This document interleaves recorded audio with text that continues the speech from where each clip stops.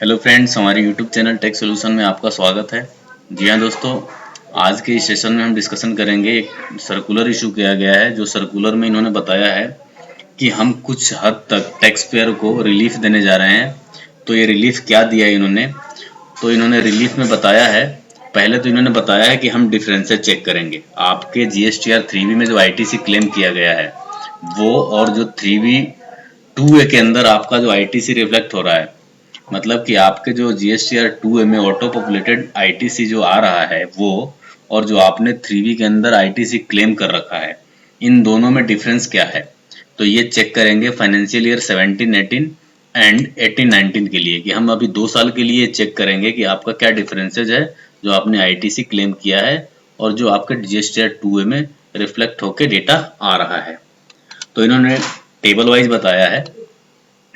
इन्होंने कहा है। तो इन्होंने सीरियल नंबर 1 में बताया है, इन्होंने कहा है where the supplier has failed to file from GSTR 1 for a tax period but has filed the return in from GSTR 3 for said tax period. कि अगर आपका सप्लायर GSTR 3 फाइल कर दिया है और GSTR 1 फाइल नहीं किया है तो भी हम आपको ITC अलाउ कर देंगे, लेकिन आपको कुछ कंडीशंस फुलफिल करने हैं। इन्होंने कहा है in such cases the differences in ITC claimed by the registered person in his return in form GSTR 3B and that available in form GSTR 2A may be handled by following the procedure provided in para number 4।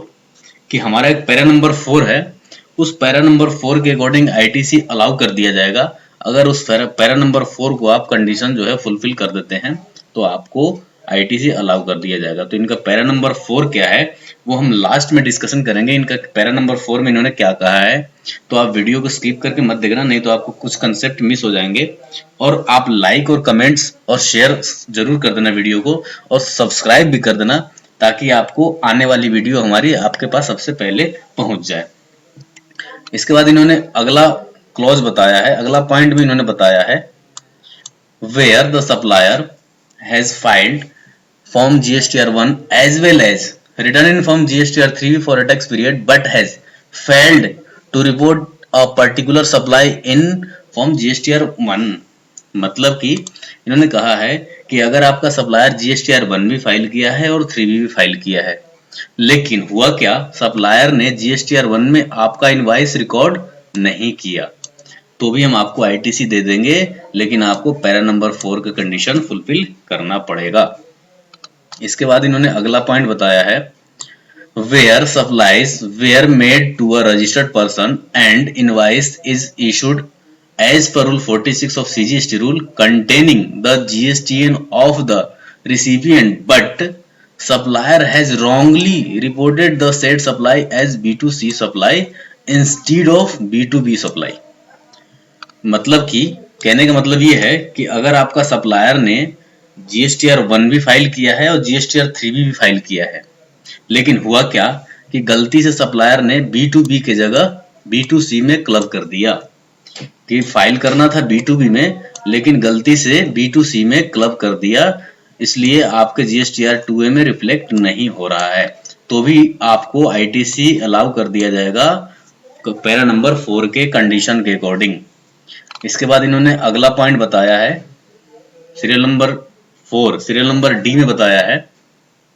Where the supplier has filed from GSTR 1 as well as written in from GSTR 3B for a tax period but he has declared the supply with wrong GSTN of recipient in from GSTR 1। यहाँ बड़ा important point है, इन्होंने important point बताया है कि आपका supplier GSTR 1 भी file किया है और GSTR 3 भी फाइल किया है, लेकिन हुआ क्या कि गलती से जो है आपका GST नंबर नहीं एंटर करके किसी दूसरे के GST नंबर पे इनवॉइस रिकॉर्ड कर दिया है। मतलब कि आपका सप्लायर ने किसी दूसरे के GSTN पे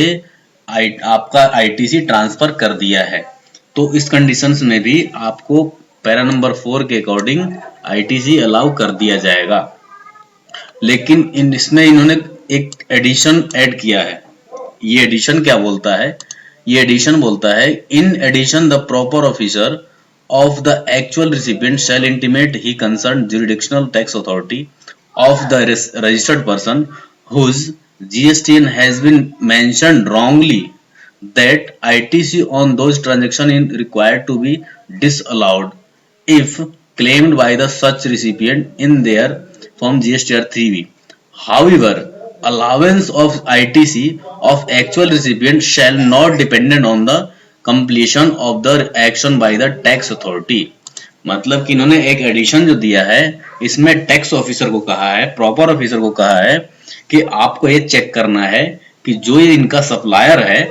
सप्लायर जो किसी दूसरे जीएसटीएन पे जो आईटीसी ट्रांसफर कर दिया है, कि जो गलती से दूसरे जीएसटीएन पे रिकॉर्ड कर दिया है, उसको आपको चेक करना है कि कहीं वो गलती से उसका आईटीसी अवेल तो नहीं कर लिया है। अगर उसने गलती से उसका आईटीसी अवेल कर लिया है तो आप उसका आईटीसी को डिसअलाउ करो और इस इनवाइस के लिए जो एक्चुअल रिसिपिएंट है उसको आप आईटीसी अलाउ करो। इन्होंने एक एडिशन देकर के प्रॉपर ऑफिसर को बताया है कि आपको ये ड्यूटी दी जाती है कि ये काम आप खुद चेक करो और जुडिक्शन अथॉरिटी को आप इंटीमेट करो कि उसका जुडिक्शन अथॉरिटी कौन है और आईटीसी अवेल तो नहीं कर लिया है। अगर उसने अवेल कर लिया है तो आप उसका आईटीसी को डिसअलाउ करो। तो अगला पॉइंट जो है पैरा नंबर 4, जिन्होंने सभी टेबल में पैरा नंबर 4 जो बताया था कि हमारा पैरा नंबर 4 का कंडीशन फुलफिल करना है, तो वो इनका कंडीशन क्या है? तो इनका कंडीशन ये है, तो इन्होंने कहते हैं the proper officer shall first seek the details from the registered person regarding all the invoices on which ITC has been availed by the registered person in his form GSTR 3B but which are not reflecting in form GSTR 2A. He shall then ascertain fulfillment of the following conditions of section 16 of CGST Act. मतलब कि इन्होंने कहा है कि जो ITC उन्होंने 3B के अंदर अवेल किया है, जो रिफ्लेक्ट होकर जीएसटीआर 2A में नहीं आ रहा है, तो उसको अलाउ करने के लिए रिसिपिएंट को कुछ कंडीशंस आप फुलफिलमेंट कराओ कि वो फुलफिलमेंट अगर रिसिपिएंट कर देता है तो आप आईटीसी अलाउ कर देना। तो इन्होंने कहा है, पहला नंबर का है कंडीशन नंबर 1 में, that he is in position of the tax invoice और debit note issued by the supplier और such other tax paying documents. इन्होंने कहा है कि आपके पास टैक्स इनवॉइस होना चाहिए, डेबिट नोट होना चाहिए कि आपके पास गुड्स रिसीव हुआ है, इस बात का एक टैक्स इनवॉइस या डेबिट नोट होना चाहिए। इसके बाद इन्होंने अगला सेकंड पॉइंट कहा है, that he has received the goods और सर्विसेज और बोथ, कि आपके पास ये भी प्रूफ होना चाहिए कि आपके पास गुड्स और सर्विसेज रिसीव हुआ है, एक्चुअली में सर्विसेज और गुड्स रिसीव हुआ है। इस बात का एक प्रूफ देना पड़ेगा आपको कि क्या आप प्रूफ दे सकते हो कि आप टैक्स अथॉरिटी को किस बात से सेटिस्फाइड कर सकते हो कि हमारे पास गुड्स रिसीव हुआ है, ये आपको जस्टिफिकेशन देना पड़ेगा। अगला पॉइंट इन्होंने दिया है, that he has made payment for the amount toward the value of supply along with the tax payable thereon to the supplier, कि अगला कंडीशन इन्होंने बताया है कि आप सप्लायर को उस टैक्स इनवॉइस के अगेंस्ट में पेमेंट किया है या नहीं किया है। अगर आपने 180 डेज का जो प्रोविजन है सेक्शन 16 सबसेक्शन 2 के सेकंड प्रोविजन में जो दिया गया है कि अगर आप रिसिपिएंट हो और एक सप्लायर का पेमेंट टैक्स इनवॉइस के अगेंस्ट में आप 180 दिन के अंदर पेमेंट नहीं करते हैं तो आपको आईटीसी अलाउ नहीं किया जाता है, आपका आईटीसी रिवर्स करा दिया जाता है। इसके बाद इन्होंने अगला कहा है, beside the proper officer shall also check whether any reversal of input tax credit is required to be made in accordance with the provisions section 17 or section 18 of the CGST Act, and also whether the said input tax credit has been availed within a time period specified under section 4 of section 16 of the CGST Act। मतलब कि इन्होंने कहा है कि अगर आपका tax invoice जो है वो कहीं सेक्शन 17 और सेक्शन 18 में फॉल तो नहीं करता है। जो सेक्शन 17 बात करता है कि अगर सेक्शन 17 में अगर आपका टैक्स इनवॉइस फॉल करता है जो ब्लॉक क्रेडिट का है तो आईटीसी मिलना ही नहीं है, और सेक्शन 18 है जो कुछ रिवर्सल की बात करता है कि अगर उस वाले आईटीसी को रिवर्सल का आपका इनपुट टैक्स क्रेडिट है जो टैक्स इनवॉइस है तो उसमें भी आपको आईटीसी अवेल नहीं करना है, आपका आईटीसी डिसअलाउ कर दिया जाएगा। इसके बाद इन्होंने अगला कंडीशन दिया है कि सब सेक्शन 4 और सेक्शन 16 का जो इन्होंने प्रोविजन दिया है कि आपका आईटीसी कुछ स्पेसिफाइड टाइम पीरियड में अवेल किया गया है तो अलाउ कर दिया जाएगा। अगला पॉइंट इन्होंने कहा है, इन in order to verify the condition of clause C of subsection 2 of section 16 of CGST Act that tax on said supply has been paid by the supplier, the following action may be taken by the proper officer. कि आपका supplier उस tax invoice के against में tax पे किया है या नहीं किया है। अभी पहले बात किया था इन्होंने कि 180 दिन के अगर पेमेंट 180 दिन के अंदर अगर आपका पेमेंट नहीं होता है, अगर आप सप्लायर को 180 दिन के अंदर पेमेंट नहीं करते हैं तो आईटीसी आपको अलाउ नहीं होगा। और इन्होंने यहाँ पे कहा है कि अगर आपका सप्लायर उस टैक्स इनवॉइस के अगेंस्ट में जो टैक्स इनवॉइस आपका सप्लायर दिया है और जो आपने आईटीसी अवेल करी है, उस टैक्स इनवॉइस का अगर आपका सप्लायर टैक्स पे नहीं किया है, जो इन्होंने clause C subsection 2 of section 16 में बताया है कि अगर आपका सप्लायर टैक्स पे नहीं करता है तो हम आपको आईटीसी अलाउ नहीं करेंगे।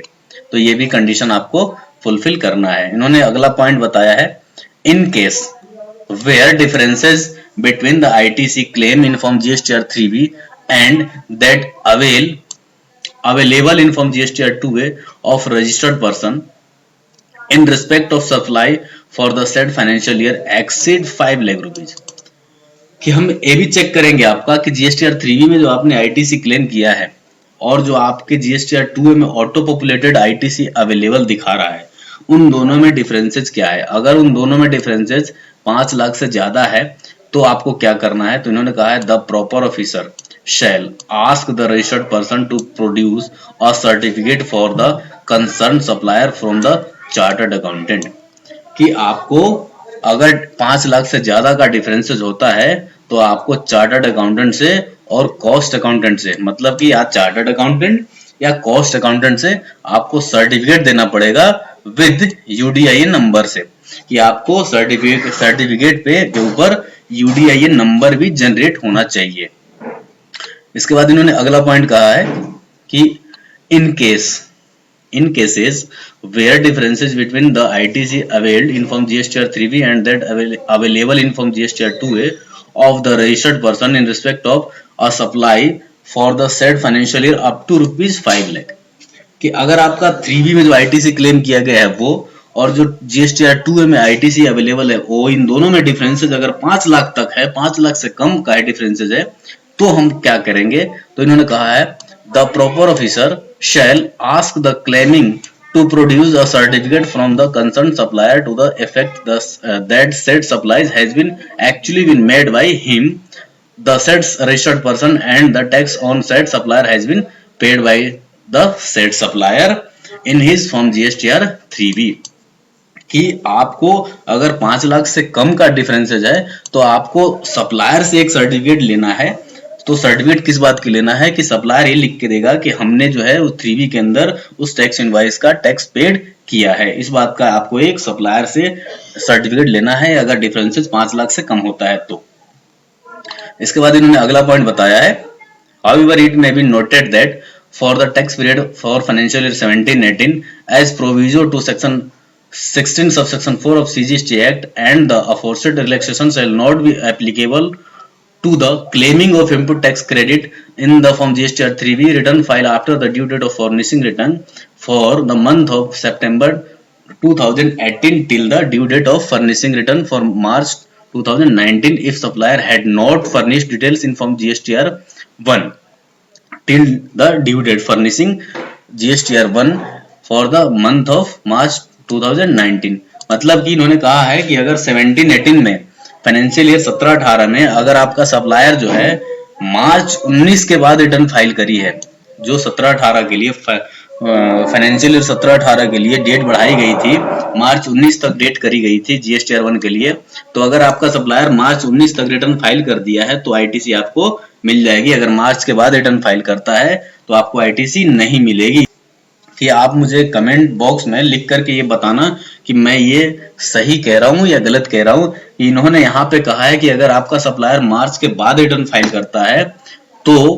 आपको आईटीसी अलाउ नहीं किया जाएगा, लेकिन इन्होंने कहा है यहाँ पर कि अगर आपका सप्लायर GSTR 1 नहीं भी फाइल करता है तो हम आपको आईटीसी दे देंगे। जो इन्होंने सीरियल नंबर ए में बताया था कि अगर आपका सप्लायर रिटर्न GSTR 1 फाइल नहीं करता है तो भी हम आपको आईटीसी दे देंगे। तो फिर इन्होंने एक क्लॉज यहाँ पे ये इन्होंने बताया नोटिफिकेशन में, एक चीज इन्होंने जोड़ दिया कि मार्च 19 के बाद अगर रिटर्न फाइल करता है आपका सप्लायर तो हम आईटीसी नहीं देंगे। तो यहाँ पर दो पॉइंट आपको डिस्प्यूटेड हो गया कि एक तो ये कहते हैं कि अगर आपका सप्लायर जीएसटी फाइल नहीं करता है तो भी हम आपको आईटीसी अलाउ कर देंगे, लेकिन यहाँ पर ये कहते हैं पॉइंट नंबर 4.2 में कि अगर आपका सप्लायर मार्च के बाद रिटर्न फाइल करेगा तो हम आपको आईटीसी अलाउ नहीं करेंगे। तो यहाँ एक डिस्प्यूट का मामला बन सकता है, जो आपको प्रॉपर ऑफिसर कह सकता है कि हमारा ये पॉइंट नंबर 4.2 में बात करता है कि आपको मार्च 19 के बाद रिटर्न फाइल नहीं करोगे किया होगा आपका सप्लायर तो हम आपको आईटीसी नहीं देंगे। तो ये एक डिस्प्यूट का मामला बन सकता है। उन्होंने पॉइंट नंबर 5 में कहा है it may be also be noted that the clarification given here under are cases specify and are applicable to the bona fide, error हम जो 17, 18 एंड 18, 19 के लिए जो रिलैक्सेशन दे रहे हैं वो बोनाफाइड एरर की वजह से दे रहे हैं, क्योंकि स्टार्टिंग में लोगों को बड़ी परेशानी आ रही थी रिटर्न भरने में, इस वजह से हम रिलैक्सेशन दे रहे हैं। पॉइंट नंबर 6 में कहा है these instructions will apply only to the ongoing proceeding in scrutiny, audited investigation, etc. for financial year 17, 18 and 18, 19 and not to be completed proceeding. However, these instructions will apply in those cases for financial year 17, 18 and 18, 19 कि उन्होंने कहा है कि अगर आपका 17, 18 और 18, 19 का कोई केसेस ड्रॉप हो चुका है तो आपको कोई बेनिफिट नहीं मिलेगा। जिनका प्रोसीडिंग ऑन गोइंग चल रहा होगा या स्क्रूटनी में या ऑडिट में या अपील में जो भी केसेस चल रहे होंगे उनके लिए बेनिफिट दिया जाएगा। जिनकी प्रोसीडिंग ड्रॉप हो चुकी होगी, जिनका